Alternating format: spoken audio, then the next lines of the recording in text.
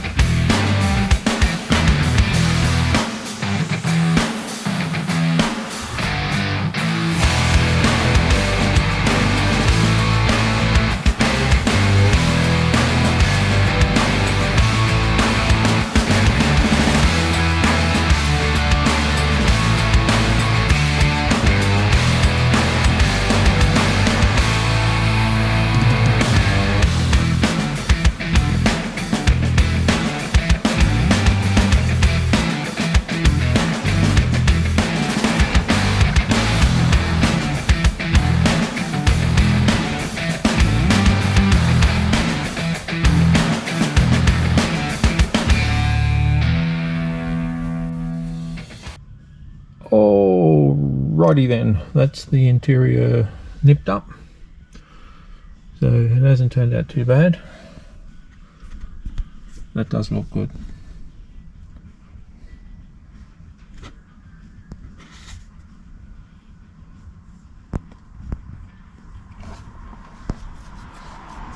So next step is I will jump into the boot or the trunk and I will put the fuel pump in. Well, these were a waste of time. These were the LED globes that I purchased, and these are supposed to be 55 watt and these are supposed to be 80 watt. Now in my four-wheel drive I have some 55 watt H4s. I pulled one out. This is what it looks like, and these work brilliantly. Now I should have known. Look at the difference. These were rubbish, so I will be looking for replacements. Now these were fairly cheap. You get what you pay for. I should have known that by now. I've been around long enough. So I'll give those a go on my motorbike, or these ones a go on my motorbike. But I've put the other ones back in for now. But I will be looking at trying to get some H1 versions of these. If not, I will just go with a HID with the ballasts and be done with it. But what's in there now is pretty lame. It's not really that bright, and it's that poo coloured yellowy. It's disgusting. So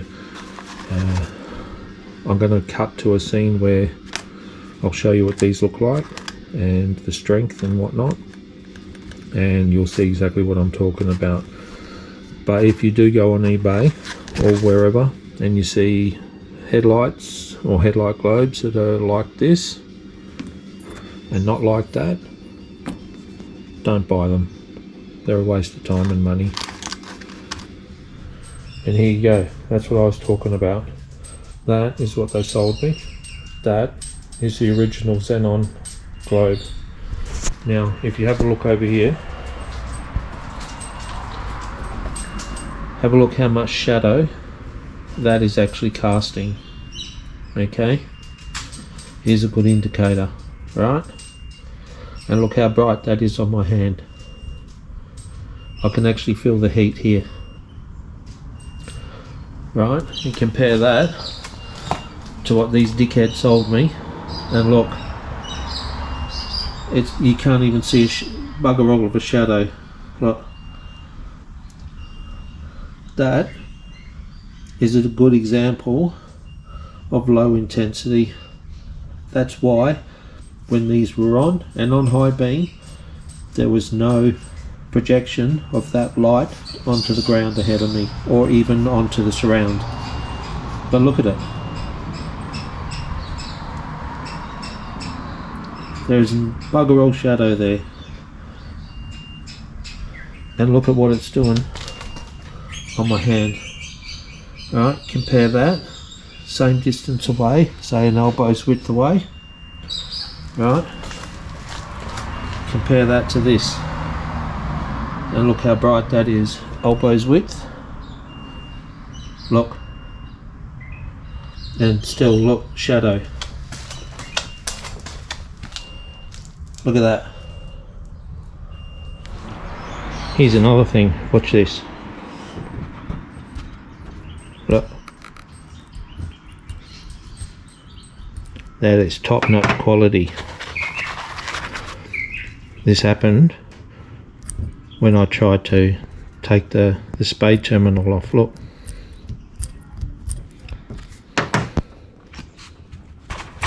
Oh, there we go. That's how good they are. Look at that. That's really, really knackered now.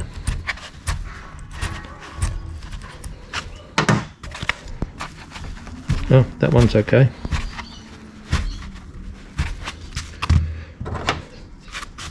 Look at that. Seriously.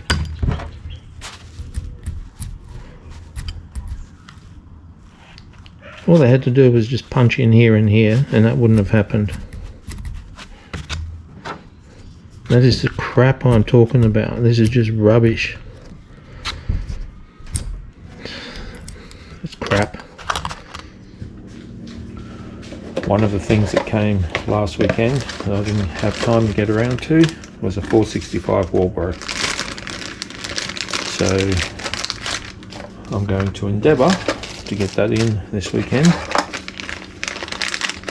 and then that will be pretty much most of my supporting mods in until such time as I can put my injectors in. Now in saying that, my bro had this sitting at his in his workshop or his garage, and it is a 25 intake manifold or inlet manifold. Now, what we were surprised to find was that. Now, when I removed this cap and looked it up, there was some conjecture about what size they are, but they are either 555s or 740s. So that will save me buying some injectors for now. Hopefully they will do the job. If they're 740s, definitely will do the job. If they're 555s, more than likely will do the job, because I'm not chasing extremely high horsepower. And the other thing that we saw was adjustable fuel pressure reg. That looks exactly like an Nismo, but whether it is or not, I have no idea. But that's a bonus. So what I will be doing with this is I will take the injectors out and I will have them professionally flow tested and cleaned. I can clean them myself, but I want to make sure that they are 100%, and also know the exact flow rating of them, whether they're 555s or 740s. Now the reason being is because the amount of money that I'm going to be putting into this motor, the last thing I need is for it to lean out and go bang and blow a ringland or even worse. So I'll make sure that those are Mickey spunt before putting them in, and we'll see how we go with it. But yeah, this was an added bonus. I was down there a couple of weekends ago, and yeah, you dragged all this sort of crap out, said I don't need this anymore. He was given it, and then he gave it to me. So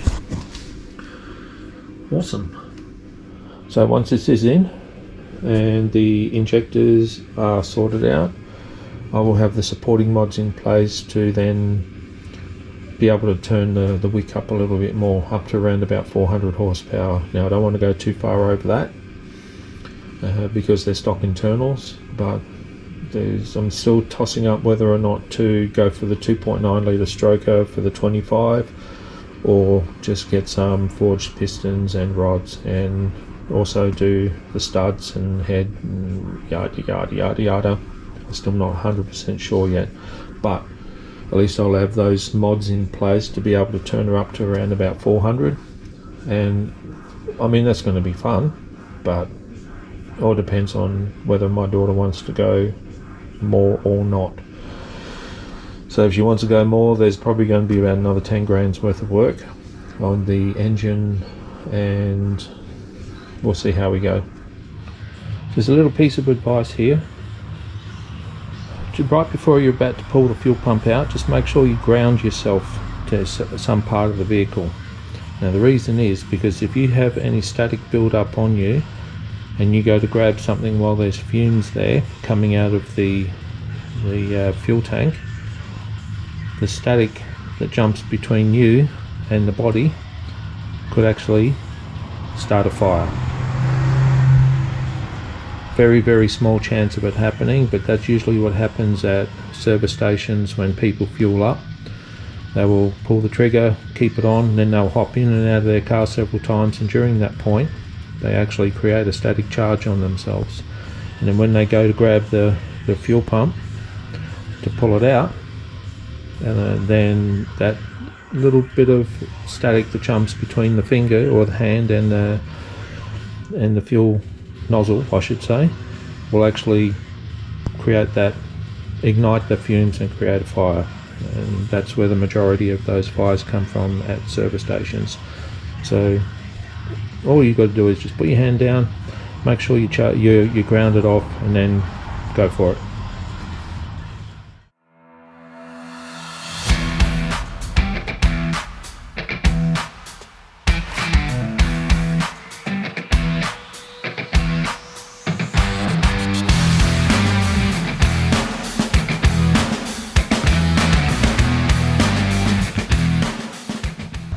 Right, during the uninstallation of this, check this out. That's with that ring tightened all the way up, and I kept smelling fuel all the time. I thought it might have been a leak somewhere in one of the lines, and I checked and checked, couldn't find it, but now I know where it's coming from. So I'll have a look at that when I pull it out.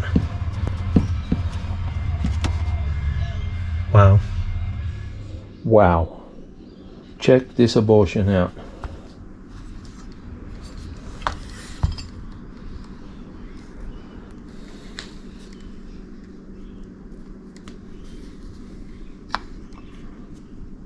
This bracket wasn't even seated.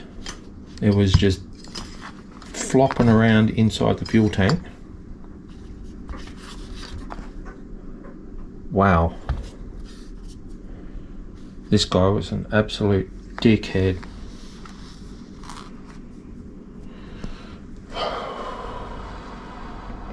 Okie dokie. Alright, I've got to make this right. And what a piece of shit. I wouldn't even let this dickhead work on a bicycle. Wow. Wow.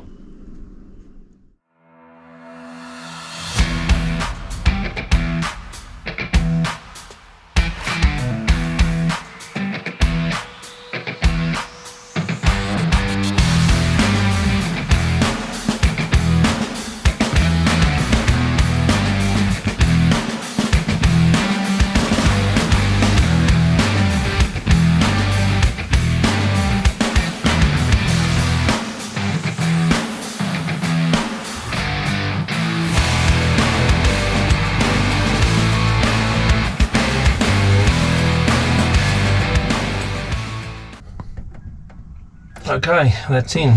And look, no wobblies. So I don't know what the hell that dickhead, what he's thinking. That's ridiculous. But anyway, that's in. It's nice and tight. Now it's not flopping around in there like that other peanut left it.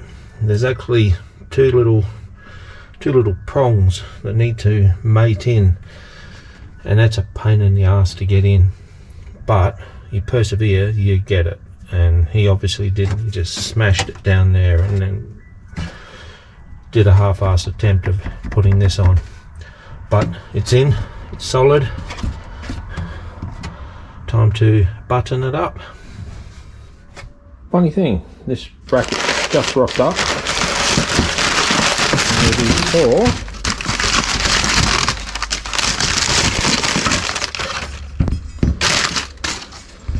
power steering pump.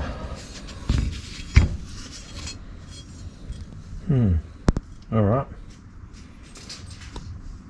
I'm going to clean the power steering pump up and then I'll have a go at mounting it on here, and then we'll see where we can put it in the boot. Okay, upon looking at this bracket a little more, I've realised that it is probably for a different power steering pump. Different Astra power steering pump. Because the mounts on this are here, and I just had a look on the eBay listing, and the mounts for this one come out here, here, and somewhere there, so it sort of sits like this and picks up on those mounts. Now all is not lost, because I've just been messing around and where the fire extinguisher is mounted at the moment inside the boot, I can either sell that off, get my money back because they don't accept returns, no biggie, or use this. Now these things make the noise of a small jet engine, so you really want them rubber mounted, which is why there's rubber mounts here. There's also a rubber mount here, right there. So what I'm thinking is I can mount this onto the side in the boot where the fire extinguisher is at the moment. I can cut this off, this here off. I've still got my 3 points for the mount. Cut that off, and then and then undo these two, and then bolt that onto there.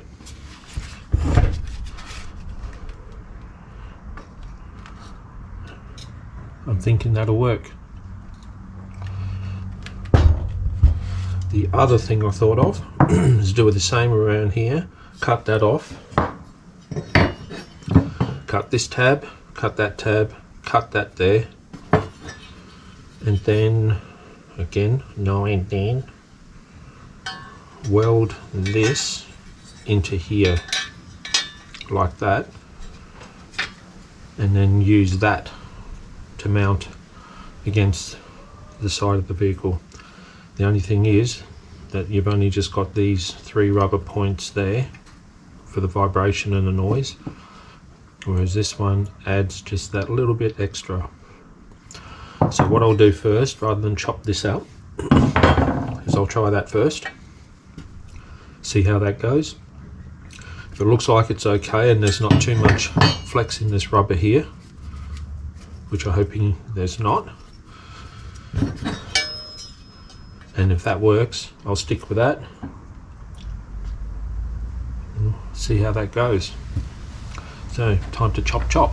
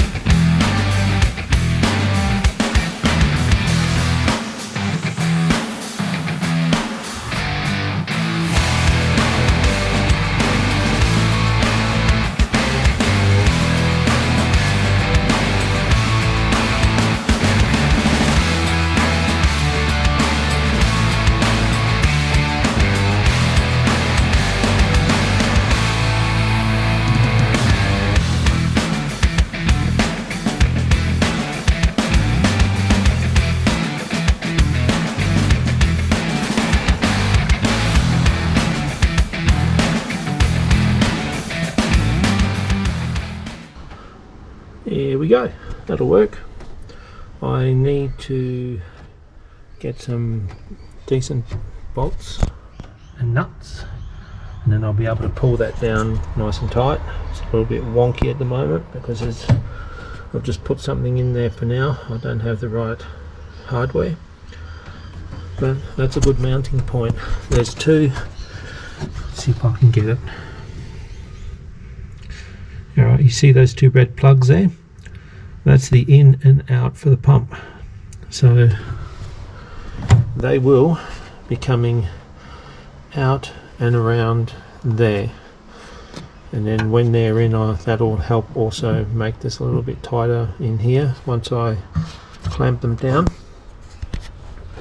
But that'll work, and it's nice and close to the battery, which is just behind there, so I'm happy with that.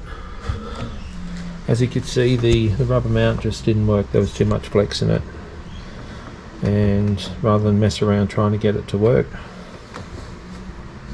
I bought that bracket, used it, so I welded it up and it'll do the job.